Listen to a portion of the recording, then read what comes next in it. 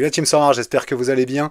On se retrouve aujourd'hui pour une petite vidéo. Je vais vous exprimer ma stratégie pour ce mois d'août qui arrive avec la reprise des championnats. C'est l'occasion aussi pour moi de vous partager un fichier que j'ai remodelé, celui de QTN qui s'était fait aider de Steph Souton. J'ai travaillé un fichier pour me permettre d'y intégrer l'essence et surtout d'y voir plus clair sur chaque championnat que je joue. Je suis reparti des bases bien entendu du fichier de QTN et de Steph que j'ai remodelé à ma façon. Vous me direz ce que vous en pensez et bien entendu je le mets à dispo dans la vidéo si ça vous intéresse. On attaque déjà avec la reprise de la Jupiler Pro League qui commence vendredi. Je me suis fait une petite équipe, pas une grosse équipe. Mon objectif il est clair, hein, c'est de viser ce 250 ici pour aller chercher 6 $ de récompense. Je commence petit, les prix sont assez élevés. Je vous avoue que même acheter un Mathias Delorge Nipper 20 €, ça m'a fait un peu mal, mais comme il a 20 ans, j'y crois beaucoup et je me dis que c'est un joueur que j'espère je reverrai les années suivantes en U23, donc d'où mon investissement aussi. Sinon, je suis allé chercher des joueurs vraiment pas très chers. Hein. Abou Francis, je l'ai eu à moins d'1 €, à 1,22 € je crois avec les crédits marchés. Mitrovic, je ne l'ai pas eu très cher non plus. Verlinden, moins de 10 € je crois aussi.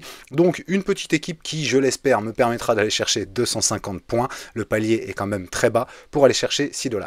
En contender, j'ai investi un peu aussi, j'ai été chercher des cartes, bien entendu, pour essayer d'aller chercher ce palier très régulièrement. Donc c'est pour ça que j'ai étoffé plutôt, et vous le verrez dans mon fichier, plus d'une centaine d'euros de réinvestis sur des joueurs comme Colidio, Cezinha, etc. J'ai été prendre des noms qui me plaisaient. L'avantage aussi de pouvoir mettre une carte classique, c'est qu'on peut mettre du Shaqiri, du Barco, du Paulo Diaz ou même du Piovi. Donc ça permet déjà un peu de scoring et de garantie de scoring pour au moins l'un de ces quatre-là. Je pense qu'il y a au moins l'un de ces quatre qui nous fera un très beau score. Et donc, le palier 250, il est quasiment donné, on le voit là. Et donc, les 6 $, c'est assuré aussi quasiment ce week-end. Ce qui me fait dire que ceux qui rentrent dans le jeu, j'en ai eu pas mal dernièrement qui m'ont contacté. Regardez l'exemple. Voici l'équipe de Cracra qui m'a contacté sur Discord. Du coup, il intègre le jeu. Donc, il a aussi 100 € de crédit marché en intégrant le jeu. C'est la promo pour les nouveaux arrivants. On s'est fait une équipe à 35 €. Pourquoi? Parce que Armani, on l'a pris en classique à 4 €. Acuna, il est à 11 €, mais avec les crédits market, c'est 5,50. Nardoni, très très bas, 4,99. Avec les crédits, c'est 2,50. Veliz, il est in encore 2 Game Week. Donc, Alero, Veliz, on l'a pris à 2 €. Il faudra le revendre pour mardi ou mercredi. Et puis André Di Maria, là il s'est fait un petit kiff, il était à 34 € en in-season à Rosario, il l'a eu du coup à 17 €, une équipe du coup à 34 €, cette équipe elle est en plus avec un bonus de compo de 4% parce qu'elle est pile poil à 260 en cap, et comme on n'a pas plus de 2 joueurs de la même équipe, c'est 2% également. Autant vous dire que les 250 points, ils sont quasiment assurés pour Cracra, donc il devrait aller chercher 6 $. Si à la prochaine Game Week, il va chercher le palier 2, qui est à 300 points, ça lui fera 10 $ supplémentaires. 16 $, c'est quasiment la moitié de son équipe. Il aura rentabilisé 50% déjà de son équipe.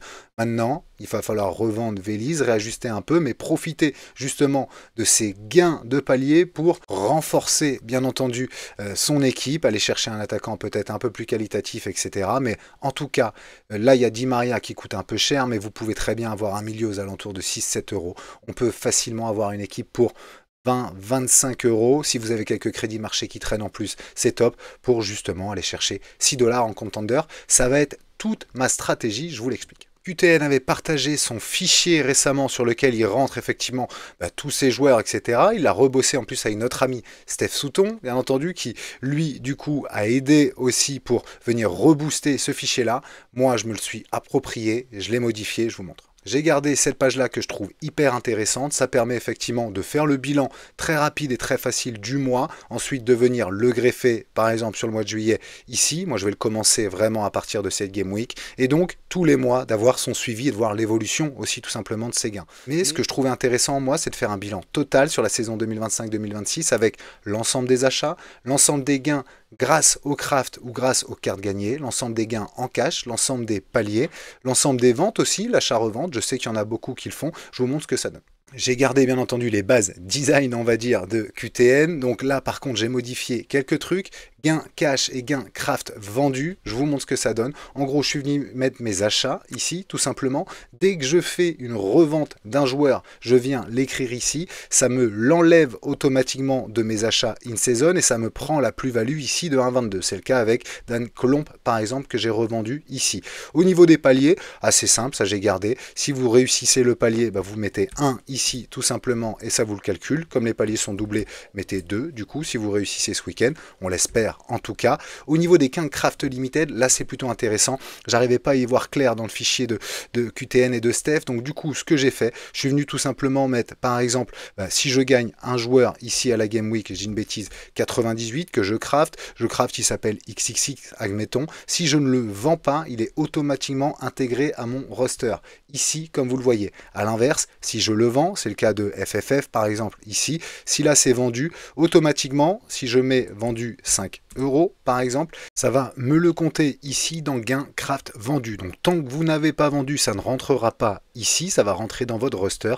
L'avantage, c'est que si c'est un joueur que vous voulez garder, vous pouvez aussi lui impliquer justement les gains. Et donc c'est là où QTN l'explique lui en l'écrivant dans son fichier. Moi, je vous ai fait un fichier d'aide au calcul renta. Je vous montre ce que ça donne. En gros, via une formule, je suis venu prendre tous les joueurs que vous avez dans votre roster, ici, achat in season par exemple, et donc quand vous cliquez dessus, automatiquement vous avez qu'à sélectionner le joueur. Vous gagnez un peu de temps, vous n'avez pas à tout vous taper, etc. Donc admettons, vous avez une équipe avec Verlinden, Francis, Alscotter, bon bref, ça on s'en fout. Vous venez juste rentrer les scores, tout simplement que ces joueurs ont fait. Ne rentrez pas le score de Capi, moi je préfère rentrer les scores directement. Ça, le choix de Capi, il vous appartient. Ça vous met la contrib de gain, tout simplement. Et donc, admettons, vous avez gagné 50 € sur la Game Week, automatiquement, vous voyez, vous avez les gains que chaque joueur vous a rapporté. Le calcul est simple, ce que vous faites après, c'est vous copier-coller tout simplement. Par exemple, Verlinden ici, vous copier-coller ici, alors en valeur, ou alors vous l'écrivez comme vous voulez, mais si Verlinden, il m'a rapporté 9,87, on voit que je l'ai payé 5,05 et donc il est déjà en ROI positif à 4,82. Petite info, moi je n'ai pas inclus mes classiques, moi je pars balle neuve. Bien sûr mes classiques c'est mon pécule historique sur Sorare que je rentabiliserai certainement jamais, mais je les ai pas inclus. Donc si jamais vous avez un gardien classique, vous le mettez pas ou vous mettez XXX, dans tous les cas on s'en fout. Ce qu'il faut c'est surtout voir la rentabilité de vos in-season. Donc c'est ça moi qui m'importe. Dans tous les cas, pas de panique parce que les gains que je mets ici, du coup sont automatiquement compter, vous voyez, en gain cash ici. Donc tout est automatisé. J'ai essayé de vous mettre juste en jaune ce que vous avez à remplir pour chaque feuille. Je l'ai fait pour le Redivisi, je l'ai fait effectivement pour la Tchal aussi. Et donc j'ai commencé mes assas en Tchal. J'ai craqué un peu sur Soutlar, mais il m'a fait 97 en Coupe d'Europe. Donc bon, à voir si je le revends ou pas. Clé de jeu, je voulais l'aligner en Coupe d'Europe aussi. Donc à voir ce que ça donne. J'ai pas réellement commencé à faire mon équipe Challenger. Comme je vous le disais, vous avez donc tous les onglets, comme QTN l'avait très bien fait avec Steph.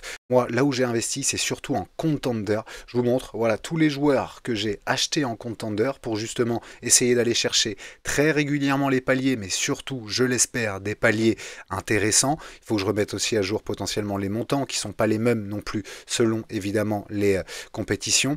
Et donc, je suis venu tout simplement rentrer mes achats. J'ai acheté pour plus de 100 €, comme je vous avais dit, 122,41 € pour justement essayer d'aller chercher ces paliers-là déjà en Contender. Et puis, pourquoi pas aussi peut-être un peu de cash tout simplement en faisant une bonne place dans ces compétitions-là. Donc, j'ai vraiment activé pour l'instant sur la Contender. J'ai activé aussi très légèrement sur la JPL. D'ailleurs, ma JPL, je suis à 65 € d'investi. J'ai pris surtout de l'orge à 20 €. Bon, il me faisait kiffer, comme je vous l'ai dit. J'aime bien le joueur et puis il me fallait un capitaine solide. Sinon, j'ai pas pris des gros joueurs. J'aime bien aussi le petit Verlinden. Je l'ai eu avec des crédits marchés. Gary Magnier, qui je pense sera titu aussi. Je l'ai eu vraiment pas cher. J'ai eu des offres d'ailleurs dessus. Je pense que les mecs commencent à s'exciter dessus. Abou Francis, je l'ai eu à 2 € et quelques avec les crédits. Il me coûte 1,17 €. Donc lui, par contre, je pense que pour aller chercher les premiers paliers, c'est intéressant. Donc, j'ai fait quelques erreurs aussi. J'ai tenté Golic, mais il démarrera pas, je pense, avec ma ligne. Pas encore, en tout cas. Après, je l'ai pas eu cher. Et puis, Alcocer, 20 ans. J'y crois beaucoup aussi du côté de Westerlo. Comme Yokoyama aussi, qui a que 22 ans du côté de Genk. Je trouve qu'il a fait une bonne prépa. En tout cas, il a marqué même en amical, je crois. Mais bon, ça sera pas titu. Mais voilà, j'ai tenté le coup. À voir si jamais il prend une place, en tout cas. Et puis, Mitrovic, le papy aussi derrière, que j'ai tenté. Parce que ça devrait être titu. tue normalement sur la première Game Week. Donc voilà, je l'ai eu un peu cher, j'aurais aimé l'avoir moins cher, mais un peu en panic buy pour avoir un défenseur, parce que Magnier est que à 40%. Donc voilà, comme toujours, donc 65 € d'investi. Je pense que j'irai pas plus loin pour l'instant jusqu'à mi-août. On va essayer d'aller chercher le palier 1, le palier 2 potentiellement. Admettons, vous voyez, si je fais les deux du coup réussis, ça me fait 16 €. Bon, il me restera 50 € à rentabiliser pour cette équipe-là. J'ose espérer que du coup, d'ici fin août, je sois rentré déjà dans mes coûts pour revendre potentiellement quelques joueurs selon les scores aussi, et puis s'ils ont bien cartonné depuis le début de saison ou pas.